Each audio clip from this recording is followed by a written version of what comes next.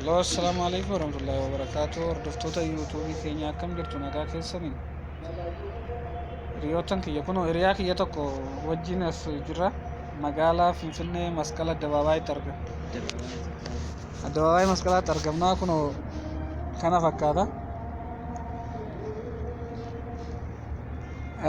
Saahiba kiyya tokko kan baay'ee jaalladhu kan magaalaa Finfinnee jiraatu wajjin har'a wal agarree akka ajaa'ibaatti kunoo teenyee waliin hataa jechaa jirra. Kunoo isaa wajjin wal bara nagaa isin gaafata. Nagaa gaafadhu hordoftoota. Akkam jirtu nagaa keessanii fayyaadha. Akkam jiruun oolmaan irraa baay'ee namatti tola. Waggoota baay'eedhaaf hiriyaa waliin argine har'a guyyaa keessaa kan wal argine. Kunoo wajjiniin fataa jechaa jirra. Yaa akkuma beekamu magaalaa Finfinnee naannaa Addabaabaayii Masqalaatti argamna. Achi kunolaa zinnitti jennee fataa jechaa jirra baay'ee namatti tola oolmaan irraa.